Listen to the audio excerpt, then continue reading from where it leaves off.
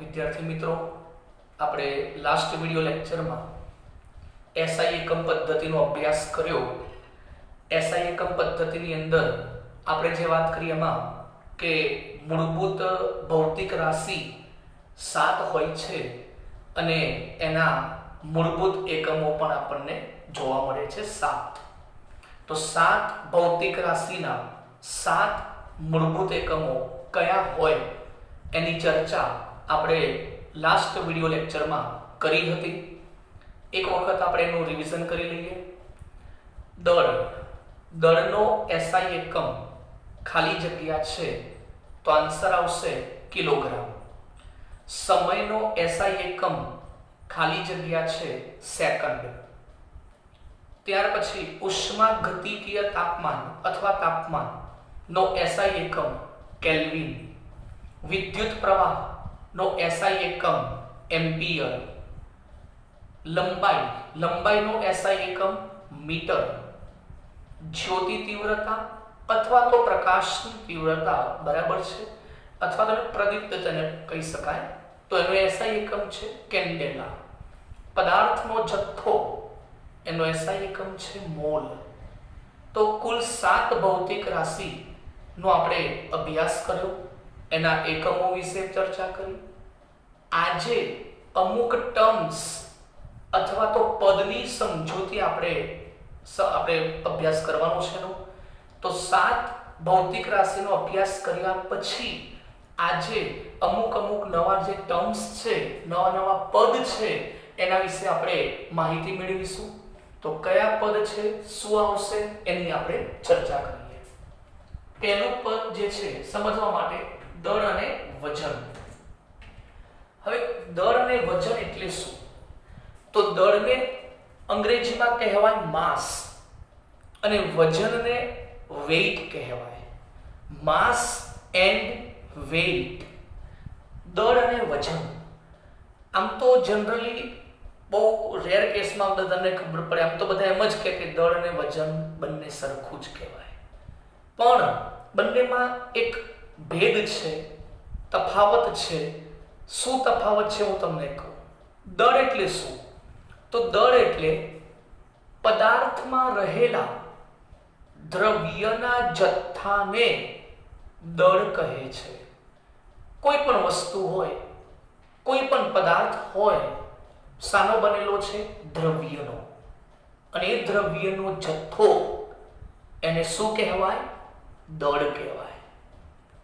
જેમ કે આ મારી બોડી છે, ઉદાહરણ તરીકે. તો મારી બોડી એક તમે સમજો કે એક દ્રવ્યની બનેલી છે. મારી બોડીમાં કોષ છે, પેશી છે, બ્લડ છે, પાણીનો ભાગ છે, હાડકાં છે, અંગિકાઓ છે, તત્વો છે, બરાબર. બોડીમાં એને પ્લસ બધા આયનોના તત્વો બધા આપણા બોડીમાં હોય. હિમોગ્લોબિન છે.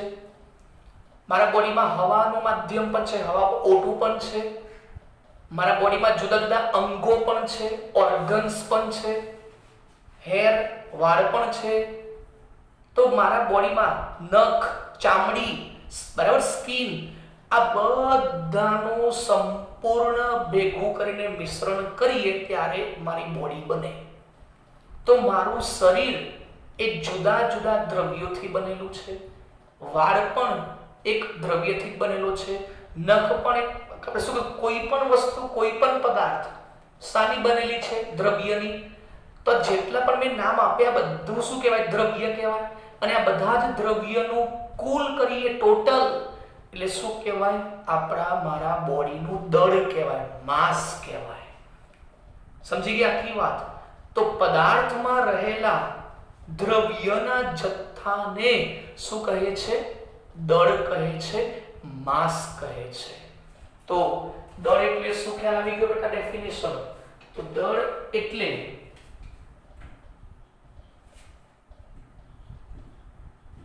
પદાર્થમાં રહેલા દ્રવ્યના જથ્થાને શું કહે છે બેટા? દળ કહે છે.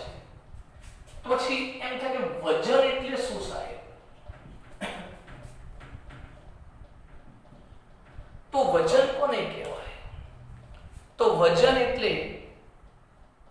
દ્રવ્ય તો ભાગ ખરો, અંદરનું દ્રવ્ય તો ખરું છે, પદાર્થ પર, મારી બોડી પર લાગતું ગ્રેવિટેશનલ ફોર્સ, ગુરુત્વાકર્ષણ બળ, પદાર્થ પર લાગતા ગુરુત્વાકર્ષણ બળને વજન કહે છે.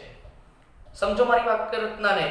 પદાર્થ પર લાગતા ગુરુત્વાકર્ષણ બળને શું કહે છે? વજન કહે છે. તો આપણે જ્યારે વજન કાંટા ઉપર ઊભા રહીએ છીએ તો શું કરીએ છીએ?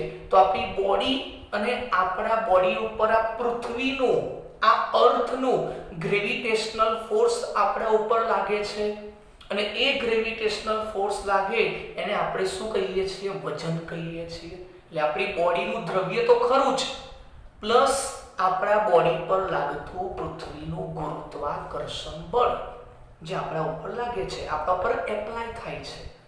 તો દ્રવ્યનો જથ્થો તો ખરો જ, પ્લસ આપણી પર લાગતું ગુરુત્વાકર્ષણ બળ, એને શું કહેવાય? વજન કહેવાય. તો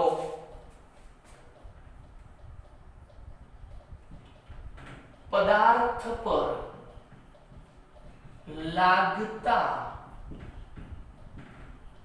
ગુરુત્વાકર્ષણ બળને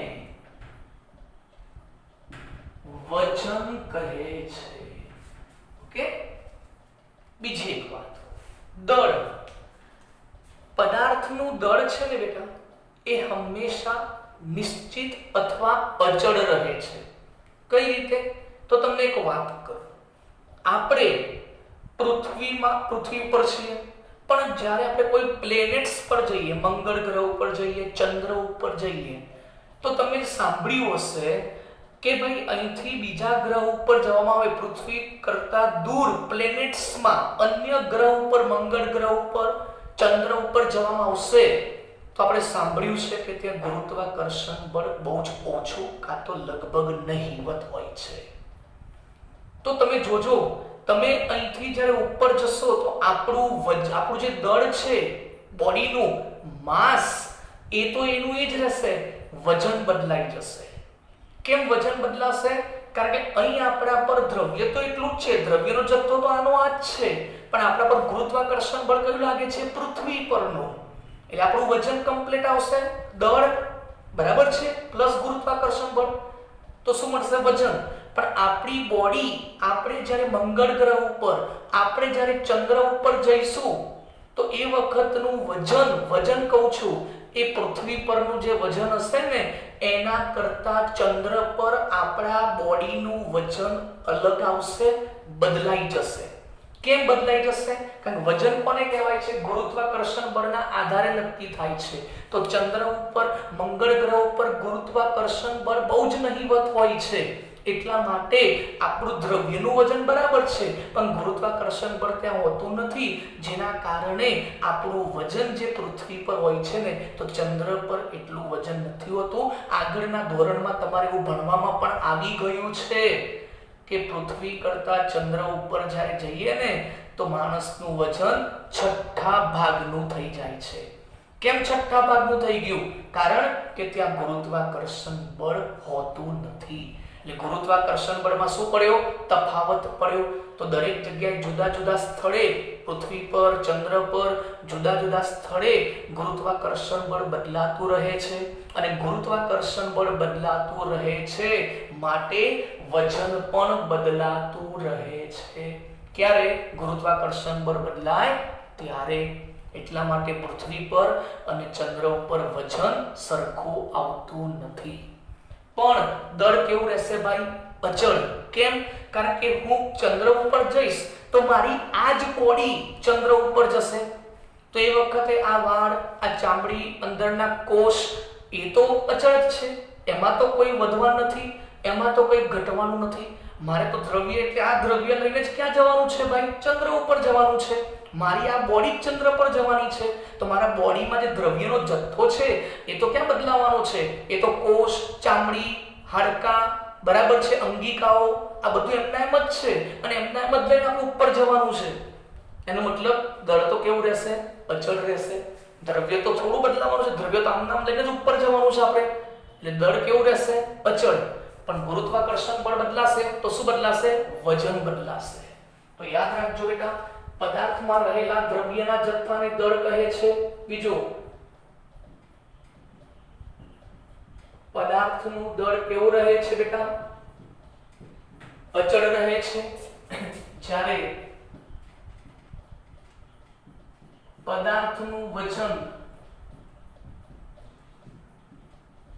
બદલાતું રહે છે, કારણ કે જુદા જુદા સ્થળે ગુરુત્વાકર્ષણ બળ બદલાય છે, એટલે વજન પણ બદલાતું રહેશે. ઓકે, તો બે મુદ્દા ખ્યાલ આવી ગયો બેટા. ત્યાર પછી પદાર્થના દળનો SI એકમ આપણે જાણીએ છીએ ને, કયો છે બેટા? Kilogram, KG. જ્યારે વજનનો એકમ બધાને ખબર હશે, એ આગળના ધોરણમાં આવી ગયો છે, ન્યૂટન. વજનનો એકમ કયો છે? ન્યૂટન. ચલો, હવે પદાર્થના દળનો SI એકમ કયો છે બેટા? કિલોગ્રામ. હવે આપણે વાત કરીએ કે પદાર્થના દળનો નાનો એકમ. ચલો, કિલોગ્રામનો નાનો એકમ કયો થશે બેટા? ગ્રામ.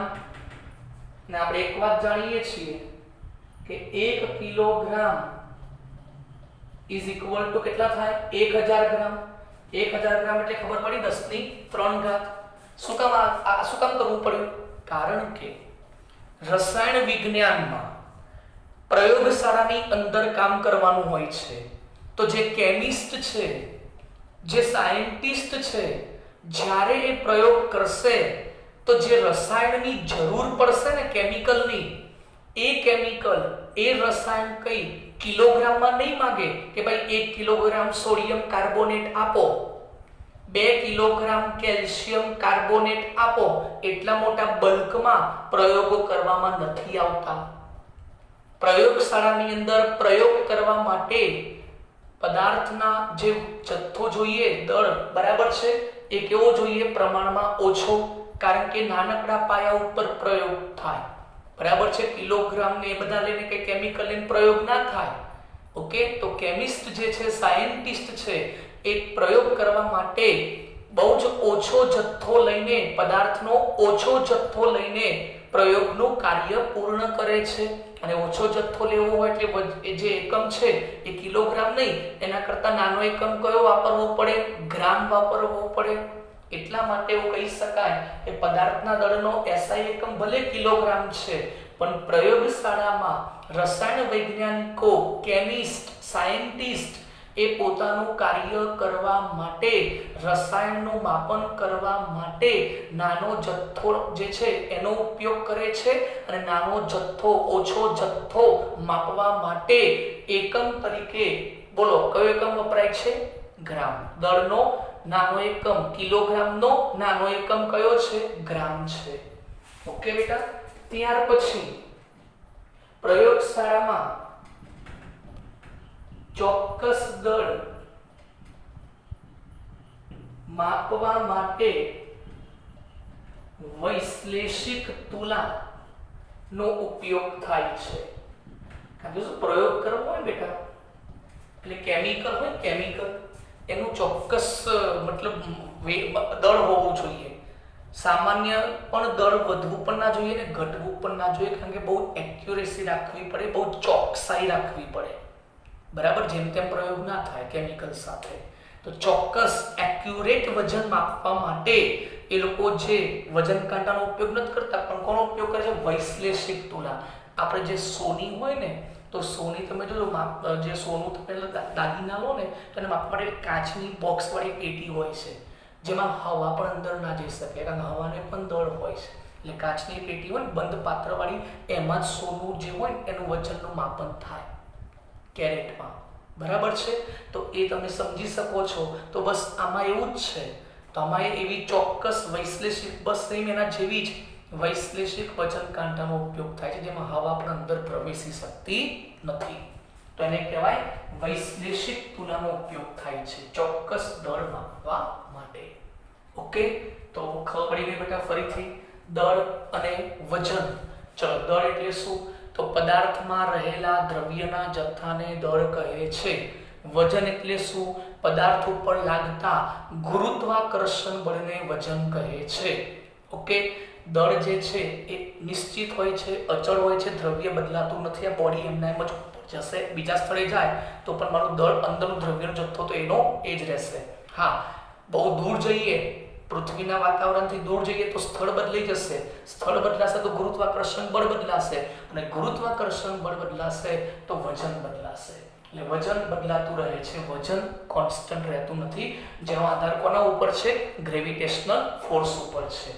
દળનો SI એકમ છે કેજી, વજનનો છે ન્યૂટન. પરંતુ પ્રયોગશાળામાં આપણે જે દળ માપવામાં આવે છે, કેમિકલના રસાયણનું જે માપન કરવું હોય છે, એમાં નાના એકમની જરૂર પડે છે. જથ્થો ઓછો વપરાય ને એટલા માટે ઓછા જથ્થામાં જ કામ કરવામાં આવે છે બેટા. એટલા માટે કિલોગ્રામનો નાનો એકમ કયો વાપરવામાં આવે છે બેટા? ગ્રામ વાપરવામાં આવે છે. ઓકે, ને એનું માપન કરવા માટે પ્રયોગશાળામાં કોનો ઉપયોગ થાય છે? વૈશ્લેષિક તુલાનો ઉપયોગ થાય છે. ઓકે, તો અહીં આપણે એક ટર્મ, એક પદ મેં સમજાવ્યું, દળ અને વજન જોયું.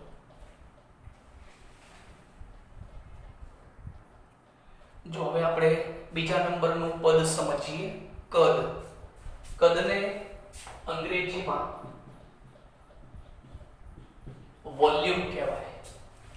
જનરલી આપણે કદ સાંભળીએ ને એટલે આપણને એમ જ થાય કે 2 લીટર 3 લીટર. ઘણી વખત આપણને મમ્મી મોકલતા હોય 2 લીટર દૂધ લેતો આવો, 3 લીટર 20 લીટર, બરાબર છે, આટલા લીટર તેલ લાવો, આટલા લીટર દિવેલ લાવો, આટલા લીટર દૂધ લાવો, બરાબર છે.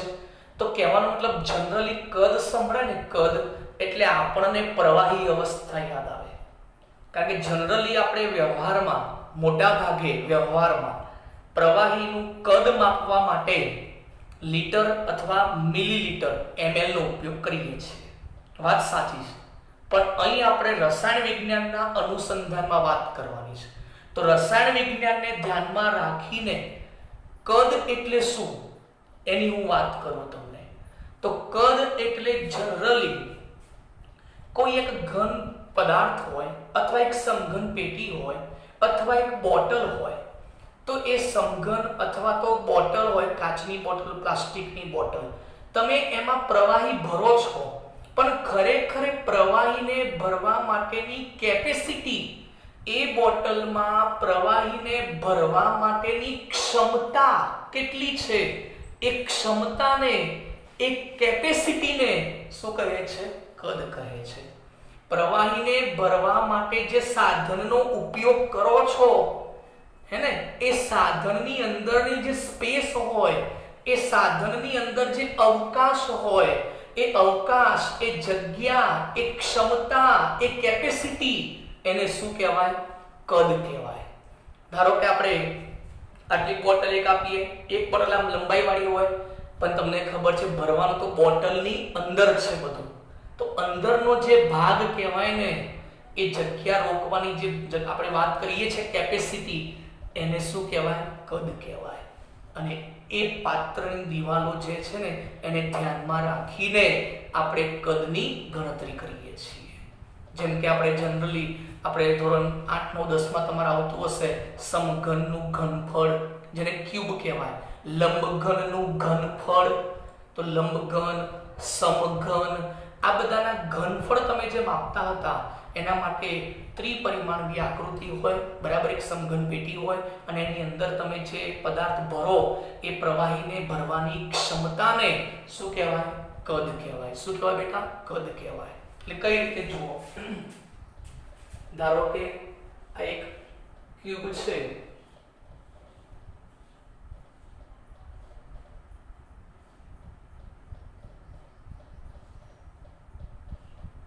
ઓકે, આ એક સમઘન પેટી મેં દોરી છે. તો આ સમઘન પેટીમાં સપોઝ આ લંબાઈ હોય, આટલી પહોળાઈ હોય, અને આ શું હોય? ઊંચાઈ હોય. તો અહીં તમે જે વસ્તુ ભરવાના છો, અહીં જે પ્રવાહી ભરવાના છો, તો એ કોના આધારે ભરવાના છો? લંબાઈ, પહોળાઈ અને ઊંચાઈને ધ્યાનમાં રાખીને ભરવાના છો. તો આ અંદરની જે ક્ષમતા કહેવાય, કોની ક્ષમતા? પ્રવાહીને સમાવવા માટેની જે ક્ષમતા કહેવાય ને એને શું કહેવાય? કદ કહેવાય. તો અંદર ભરવા માટે, સમાવવા માટે જે જગ્યા છે, ક્ષમતા, એ કોના આધારે નક્કી થાય છે? એ પાત્રની લંબાઈ, પહોળાઈ અને ઊંચાઈને આધારે નક્કી થાય છે. તો કદ માટે જો વાત કરીએ તો ક્યુબ માટે, ઘન માટે બોલો કદનો એકમ કઈ રીતે બનશે? લંબાઈ ગુણ્યા પહોળાઈ ગુણ્યા ઊંચાઈ. LBH આપણે જાણીએ છીએ લંબાઈનો SI એકમ કયો હતો? ભૌતિક રાશિ મેં ચલાવી હતી ને, તો લંબાઈનો SI એકમ કયો છે? મીટર. તો સપોઝ આ 1 મીટર હોય તો પછી બધા એકમો પછી શામાં લેવા પડે? મીટરમાં જ લેવા પડે ને. તો આ પણ મીટર અને આ પણ મીટર. સપોઝ જો ભાઈ એક એકમ મીટર તો પછી બીજા મીટર જ લેવાય. તો ધારો કે લંબાઈનો એકમ SI એકમ મીટર છે, તો પછી આ પણ મીટર અને આ પણ મીટર. તો metre into metre into metre, that means મીટરનો ક્યુબ. તો બોલો ખબર પડી ગઈ? કદનો એકમ જે છે એ કયો છે બેટા? મીટર ક્યુબ છે. ઓકે. હા, આના નાના એકમો પણ લઈ શકાય પેલા જેમ જ. તો કદના નાના એકમો કયા હોઈ શકે? તો મીટરનો નાનો એકમ કયો આવે? સેન્ટીમીટર. તો સેન્ટીમીટર ક્યુબ. પછી આગળ એક આવશે dm. dm એટલે ડેસીમીટર. આના કરતા નાનો એકમ ડેસીમીટર. તો મીટરના નાના એકમો કયા છે? સેન્ટીમીટરનો ઘન, ડેસીમીટરનો ઘન. તો આ બધા કદના કેવા એકમો છે? નાના એકમ છે. બરાબર છે? તો મીટરનો ઘન, આ બધા નાના એકમો છે. પ્રયોગશાળામાં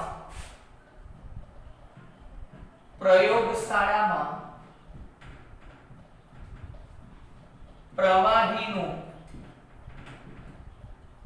કદ માપવા માટે ચોક્કસ પ્રકારના ઇન્સ્ટ્રુમેન્ટ વપરાય છે, સાધનો વપરાય છે. એ આપણે લેબમાં જઈશું. બરાબર છે? એ વખતે તમને સાધનોની ઓળખ આપવામાં આવશે, પણ અત્યારે હાલ હું સાધનોના ખાલી નામ લખી નાખું છું. બરાબર?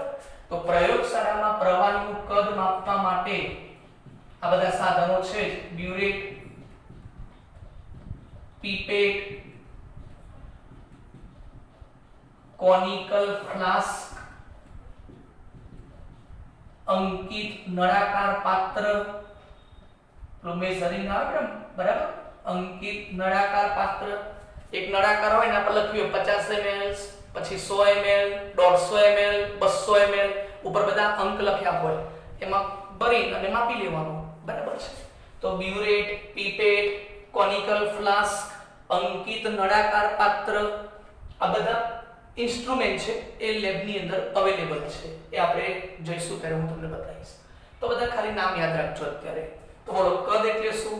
તો કદ એટલે પ્રવાહીને ભરવા માટે ચોક્કસ ક્ષમતા, જે જગ્યાએ જરૂર પડે ઘન અવસ્થાની અંદર. તો એક ઘન અવસ્થાનું પાત્ર હોય, એમાં પ્રવાહીને સમાવવા માટેની ક્ષમતાને શું કહેવાય? કદ કહેવાય. તો એક ઘન અવસ્થા જે છે એને આપણે લંબાઈ, પહોળાઈ, ઊંચાઈ 3 બાજુઓ હોય, તો એ પ્રમાણે જો વાત કરીશું તો કદનો એકમ કયો આવશે બેટા? મીટરનો ઘન. કયો આવશે બેટા? મીટરનો ઘન. ઓકે. હવે આપણે આ એકમનું રૂપાંતર એક થોડું શીખવાડી દઉં તમને. જો બેટા આ યાદ રાખજો પરીક્ષા માટે. 1 લિટર ઇઝ ઇક્વલ ટુ કેટલા ml થાય? 1000 ml. બરાબર? કદનો એકમ આપણે જાણીએ છીએ ને. આપણે ભલે આ શીખવાડ્યો, પણ એકમ તો આ પણ હોય જ ને બેટા. આ તો પ્રયોગશાળામાં કામ કરવા માટે છે, પણ ઓફિશિયલી આપણે આ બોલીએ જ છીએ. તો એકમને એકમાંથી બીજામાં રૂપાંતર કેવી રીતે કરાય? તો 1 લિટર બરાબર કેટલા ml? 1000 ml. હવે જો હજી શીખવાડું તો યાદ રાખજો આ એક વાક્ય. 1 ml is equal to 1 semi cube. યાદ રાખજો. 1 ml એટલે કેટલા થાય? 1 સેન્ટીમીટર ક્યુબ થાય. તો 1000 ml હોય તો કેટલા થાય? 1000 સેમી ક્યુબ થાય. 1 ml હોય તો 1 સેમી ક્યુબ. તો 1000 ml હોય તો 1000 સેમી ક્યુબ. હવે બીજી એક વાત, ડેસીમીટરમાં જવું હોય તો જો આમાં ગયા, હવે આમાં જઈએ ડેસીમીટરમાં. તો યાદ રાખજો આપણ 10 decimetre okay is equal to 1 centimetre okay याद रखજો तो ફરીથી તમને કહું તો sorry 10 centimetre is equal to 1 decimetre deci એટલે 10 શું રાખવાનું ડેસી એટલે 10 યાદ રાખવાનું ડેસી એટલે 10 તો 10 centimetre is equal to 1 decimetre તો જુઓ શીખવાનું આ 1000 છે 1000 तो 10 गुणिया 10 करिए तो कितना થાય 1000 થાય તો જો 1000 સેન્ટીમીટર ક્યુબ છે એની હું આ લખી શકું દેખજો 1000 10 નો ઘન देखो 10 નો ઘન કેટલો થાય 1000 અને સેમી નો ઘન આવી ગયો સેમી નો ઘન તો 1000 સેમી ક્યુબ ને 10 સેમી કૌંસ બાર ક્યુબ લખાય બેટા ઓકે બંને એક જ છે તો જો ઉપર હવે 10 સેન્ટીમીટર ઇઝ ઇક્વલ ટુ કેટલા લખાય 1 ડેસીમીટર જો 10 સેન્ટીમીટર ઇઝ ઇક્વલ ટુ કેટલા 1 ડેસીમીટર તો 10 સેન્ટીમીટર છે એની જગ્યાએ શું લખાય 1 ડેસીમીટર અને આ ક્યુબ તો ખરો જ બેટા હવે કૌંસ છૂટો પાડ દો તો 1 નો ઘન 1 અને ડેસીમીટર નો ઘન એટલે ડેસીમીટર નો ઘન તો બોલો ખબર પડી ગઈ આની પરથી તો ઇનડાયરેક્ટલી આવું કહેવાય બેટા જો સમજણ પડી હોય તો 1 लीटर इज इक्वल टू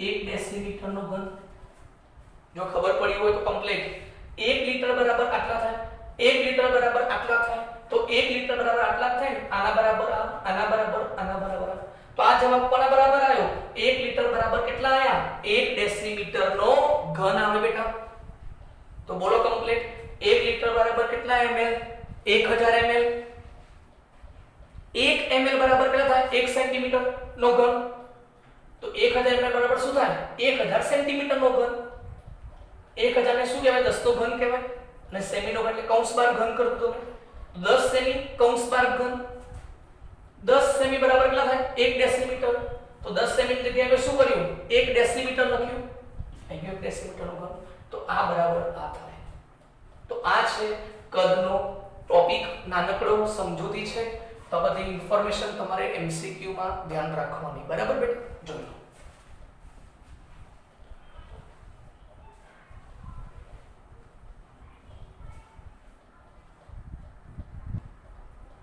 चलो હવે આપણે ત્રીજા નંબરનું પદ સમજીએ ઇન્ફોર્મેશન આપીએ ઘનતા ઘનતાને અંગ્રેજીમાં ડેન્સિટી કહેવાય ડેન્સિટી घनता जे छे एनी संज्ञा आम तो डी पण लखाय छे रेग्युलर आपणे पण नीट અને जेडबलई માં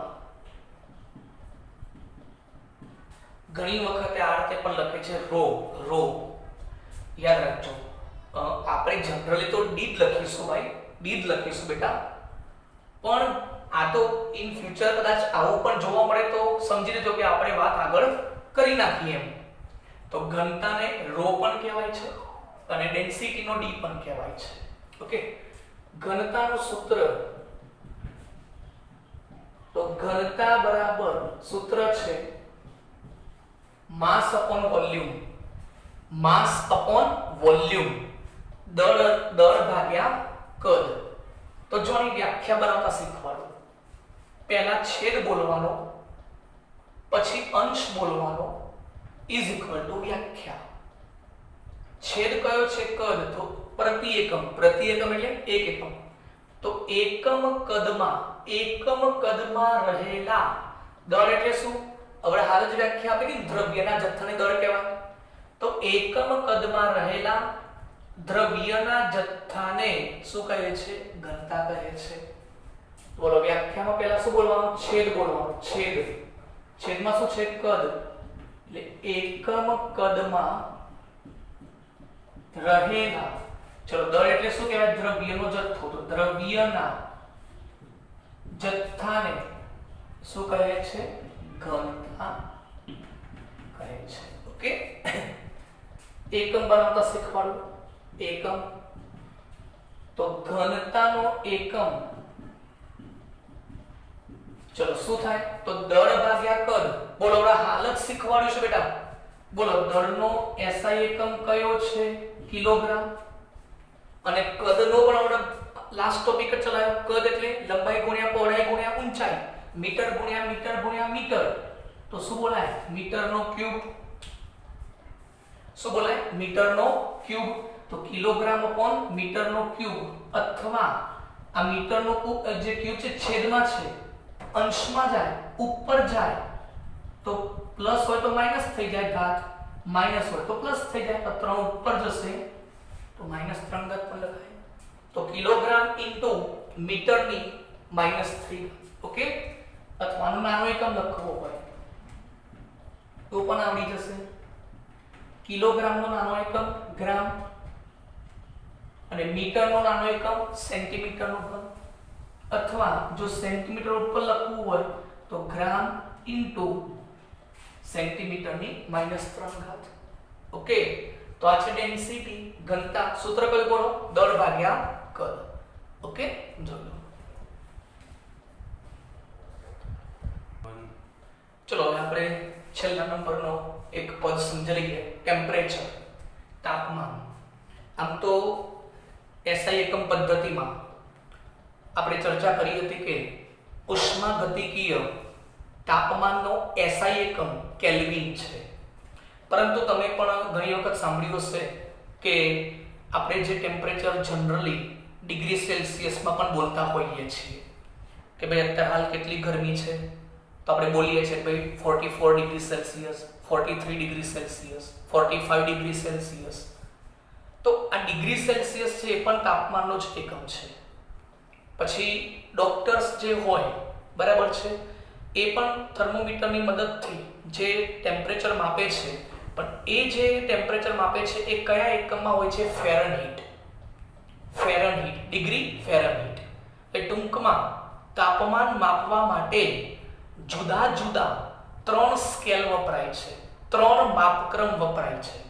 એક કેલ્વિનમાં પણ માપી શકાય, ડિગ્રી સેલ્સિયસમાં પણ માપી શકાય અને ડિગ્રી ફેરનહીટમાં પણ માપી શકાય. ઓકે. તો તાપમાન જે છે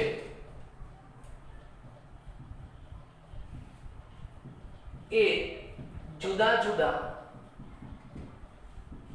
3 માપક્રમથી માપી શકાય છે. એક કેલ્વિન કેપિટલ કે, ડિગ્રી સેલ્સિયસ અને degree Fahrenheit capital F. Okay. Kelvin ઉપર છે ને ડિગ્રી કરવામાં નહીં આવે કારણ કે આપણે આગળના ચેપ્ટરમાં આવશે દ્રવ્યની અવસ્થા મેં વખત કહીશ કારણ કે લોર્ડ કેલ્વિને વાત કરી હતી. વૈજ્ઞાનિકના નામ પરથી આપણે કેલ્વિન કહીએ છીએ. એટલે કેલ્વિનમાં કેપિટલ કે જ કરવાનો, બાકી બધામાં ડિગ્રી સેલ્સિયસ અને ડિગ્રી ફેરનહીટ કરવાનું બેટા. હવે 3 માપક્રમમાં શું છે ને કેવી રીતે વાત કરું તો જો હું તમને એક જસ્ટ ઇન્ફોર્મેશન આપું થર્મોમીટર ને કદાચ જેવું થોડુંક સમજો, આઈડિયા આપું છું. આપણા જોડે ધારો કે એક પહેલો માપક્રમ છે. ઓકે. આ માપક્રમ છે ડિગ્રી સેલ્સિયસ. ઓકે. પછી આપણે માપક્રમ લઈએ ડિગ્રી ફેરનહીટ.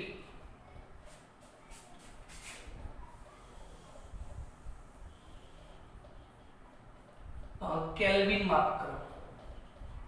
આ તાપમાનને જુદા 3 મેઝરમેન્ટ છે બરાબર. તો જનરલી આપણે જાણીએ છીએ એક અવસ્થા નક્કી કરીએ. પાણી એ પ્રવાહી અવસ્થા છે.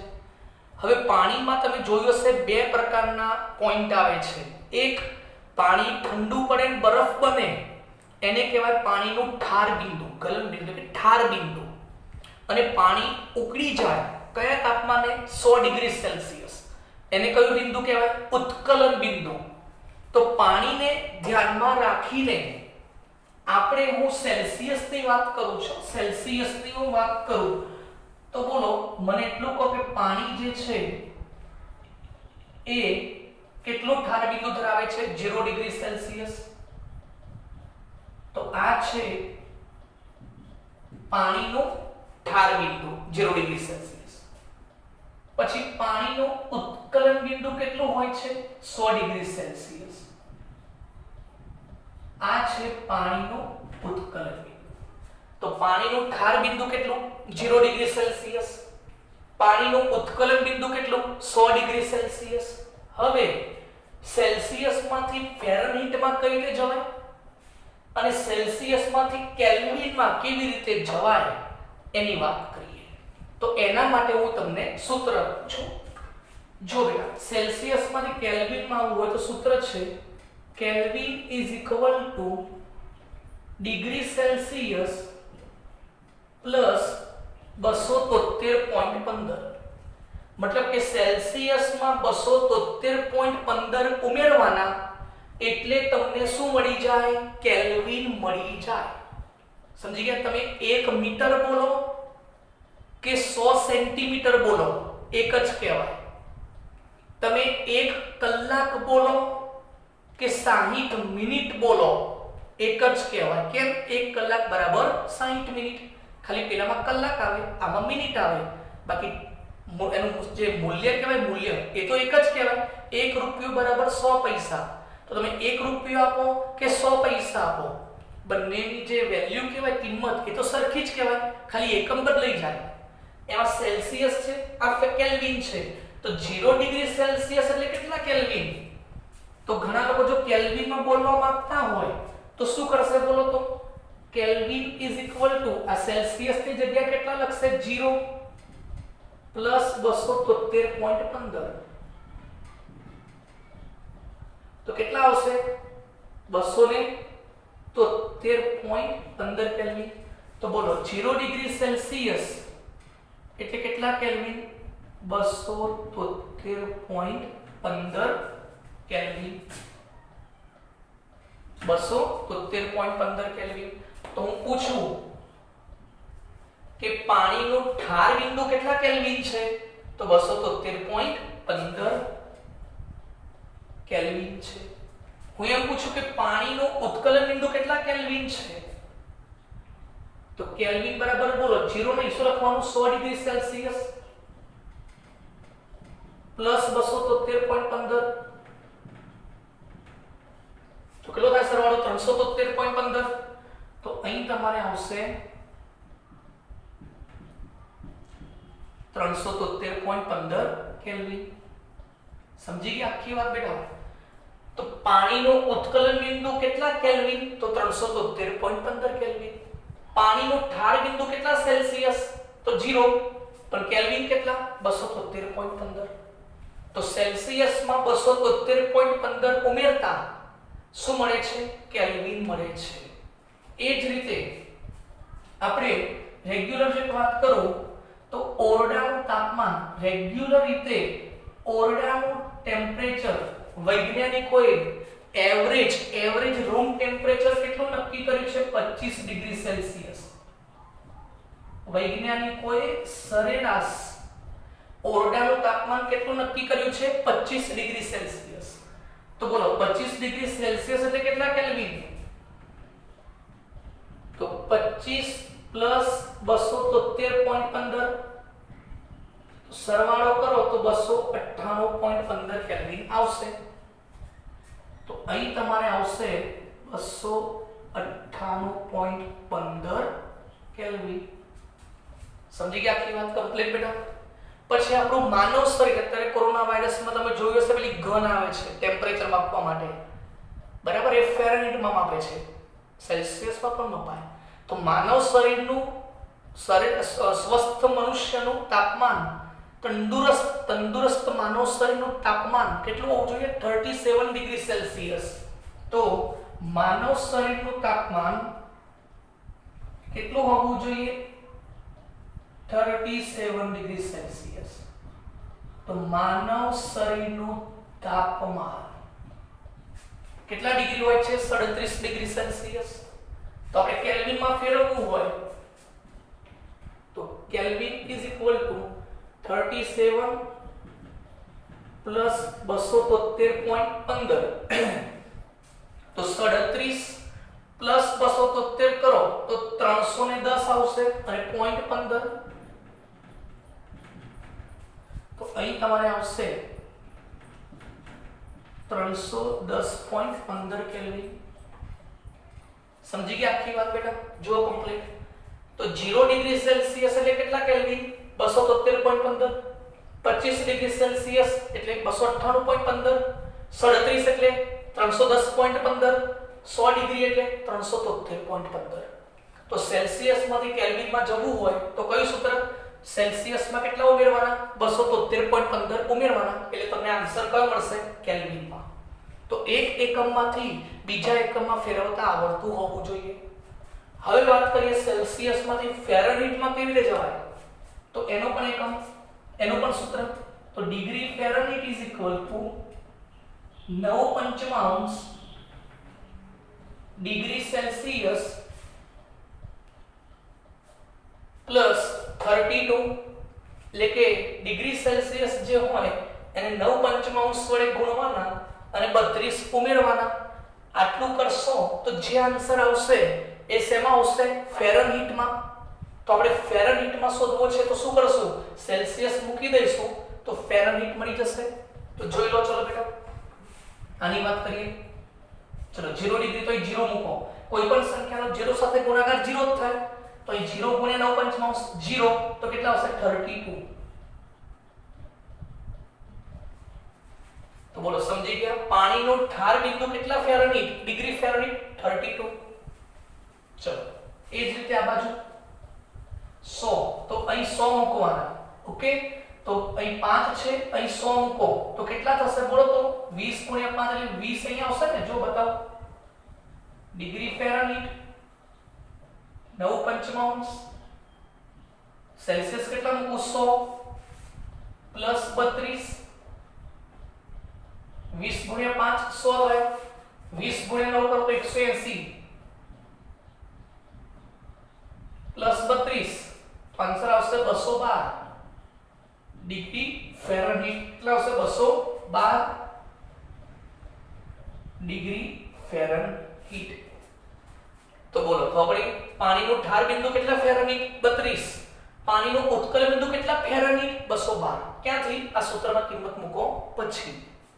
એ જ રીતે ચલો ઓરડાનું તાપમાન 25 ડિગ્રી છે પણ ફેરનહીટમાં માપવું હોય તો ડિગ્રી ફેરનહીટ 9/5 ચલો કેટલા કરશું?